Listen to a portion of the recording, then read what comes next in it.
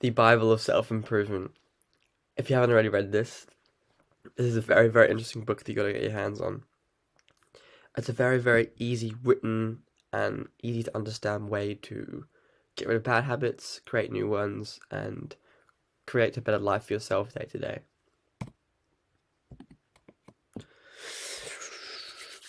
Okay, the beginning of creating effective habits. So the first step to changing habits is to be out and look for them. Say, for example, you're vaping, right?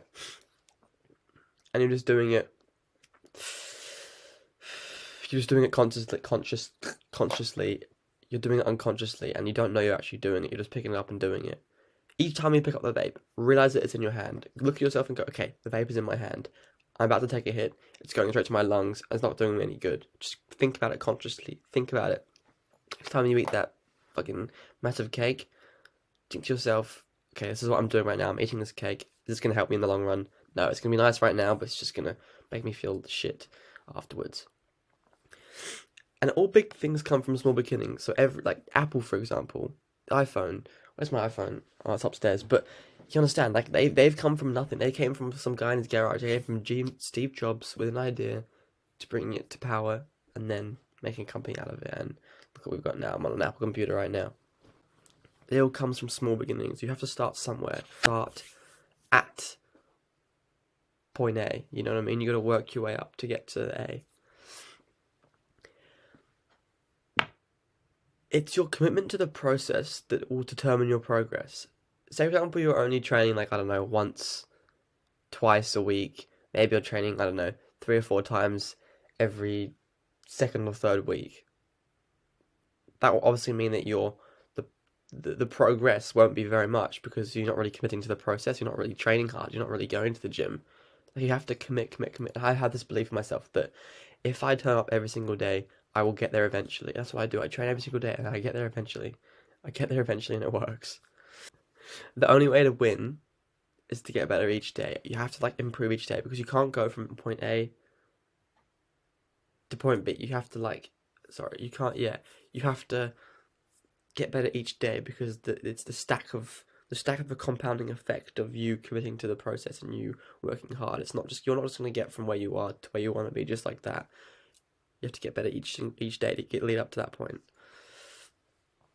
This is hard, but try to enjoy the process as much as the destination. I struggle with this, to be honest with you. I'm gonna be completely honest. I struggle with this. It's hard to stay on a journey because the journey is so hard and so difficult sometimes. It's really hard to stick with it. Once you pick something and you find something that like you feel is purposeful, like it's an awesome feeling. It's an awesome feeling to do purposeful work. And it only takes 66 days to create a new habit. So 66 days of doing the same thing can create a habit. 66 days, that's it. That's all you got to commit to. Just 66 days of training, 66 days of reading a book, 66 days without vaping. Come on, bro. You can do it. This is really good advice. It's better to do less than you hoped than nothing at all. It's better to do less than you've hoped than nothing at all. And I respect that so much. That's a quote that I live by.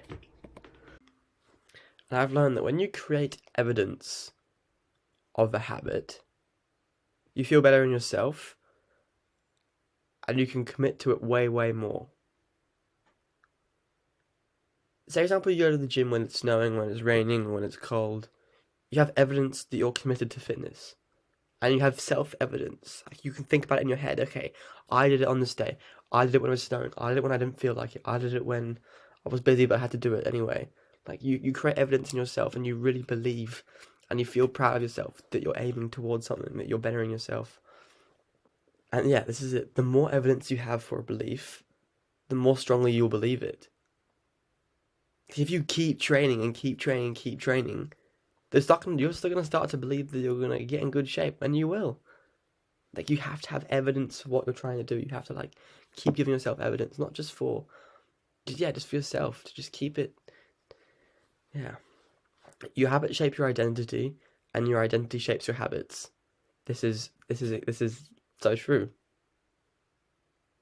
No, no, that just read it again. Your habits shape your identity, and your identity shapes your habits. Do you understand? Like, basically means like what you do in your day-to-day life is what type of person you'll be.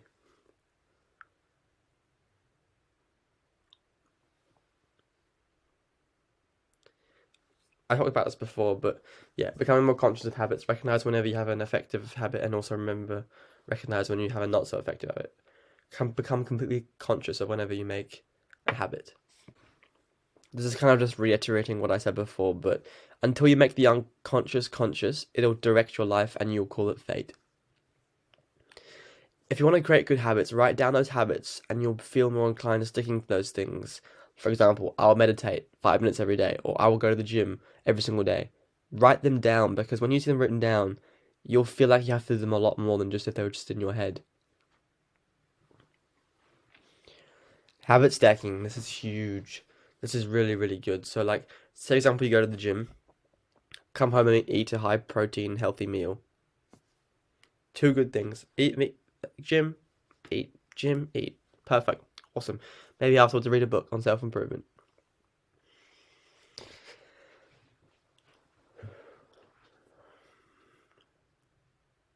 This is something that I've definitely realized, but I kind of don't really have a choice in terms of like where I'm sleeping and where I'm working. Like back home, I'll work and sleep in the same room.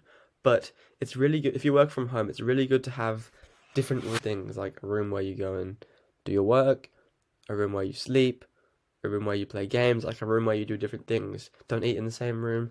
Like, because when you eat, when you, say for example, you work and sleep in the same room, it's really hard to disconnect from work and go to sleep. I really realized that. Like I'll be working like until like, I don't know, 10 o'clock and be like, I really should go to bed now, but I just can't disconnect. I can't turn my brain off. My brain is still thinking about work. And when you have a different room, it's much easier to like disconnect from it. The energy of the room, basically.